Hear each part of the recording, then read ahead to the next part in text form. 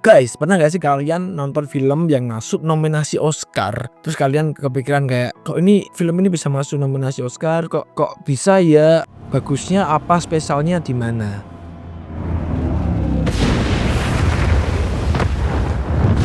Nah, di video kali ini kita akan bahas tentang 4 film yang masuk nominasi Oscar, yaitu film I'm Still Here, The Substance, The Brutalist, dan Dune Part 2. Nah, tapi kita akan membahas spesifik mengenai nominasi Best Picture ya.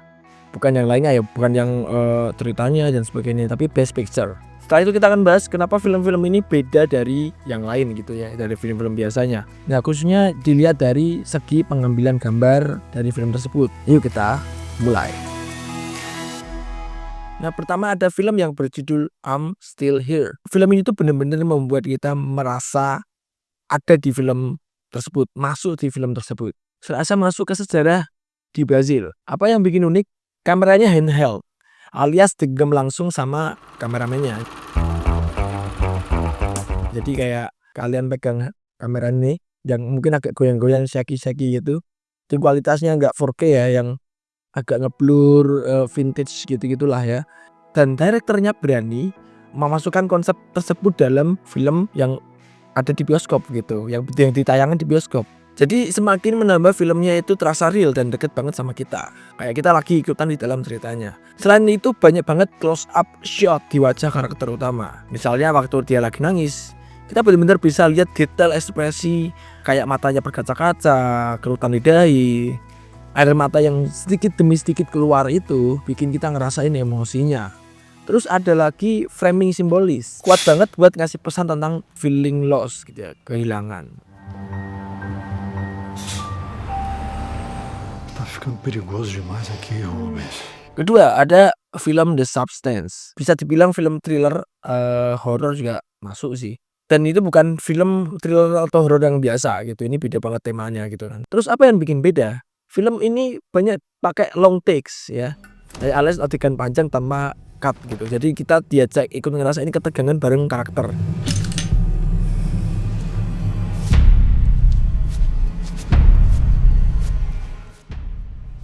Terus kemudian ada extreme shock, banyak ditayangkan ya. Seperti pas adegan makannya, ngerokok gitu, terus adegan seperti menampilkan wajah, terus menampilkan beberapa detail yang membuat film ini tuh sukses bikin kita jijik gitu. For King Kong. Jijiknya tuh tegang-tegang jijik gitu. So smile. Ini tuh ekstrim banget gitu. Dan ini banyak banget di tiap scene-nya. Menurutku sih jangan nonton sama family ya, karena nggak family friendly banget ini. Yang ketiga ada Brutalist. Kalau kalian pecinta seni arsitektur ya, dan film, ya ini bisa jadi favoritmu film ini. Dari teknik pengambilan gambarnya aja udah beda banget. Film ini tuh terkenal pakai komposisi simetri yang sempurna gitu. Kayak setiap framenya itu diukur dengan presisi banget. Selain itu juga ada teknik framing yang luas gitu, yang wide gitu.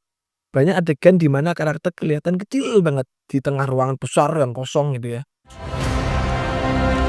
Over 800,000 square Kemudian feet. hampir semua adegan yang diambil itu warnanya nuansa monokrom. Nggak ada warna yang mencolok gitu. Tapi ini justru malah bikin kita fokus sama cerita dan emosi dari karakter. Yes, I can.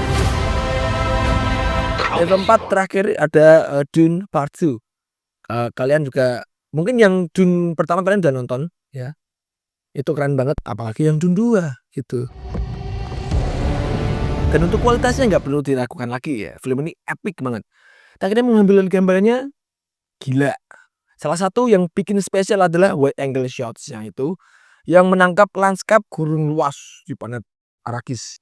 Ya mungkin ini nggak hanya bahas tentang pengambilan shot yang karena belakangnya itu CGI dan sebagainya gitu kan. Cuman keren gitu karena tetap aspek pengambilan gambar itu juga penting. Yang harus membuat kita tuh merasa kalau itu gede banget gitu. Ada juga pengambilan gambar yang smooth banget. Kayak waktu nge-track karakter yang jalan di istana atau di gurun itu. Semua perpindahan adegan terasa seamless. Dan yang paling keren pengambilan gambar dari Dune ini itu banyak yang pakai cahaya alami.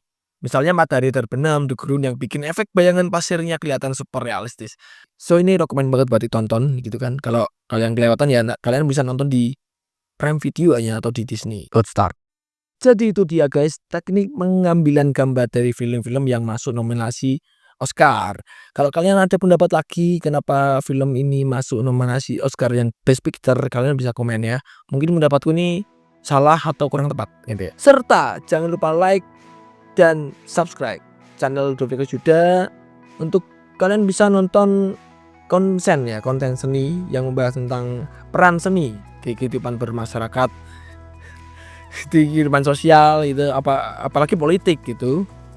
Terus sejarah-sejarah seni juga kita bahas sama Art Explain gitu.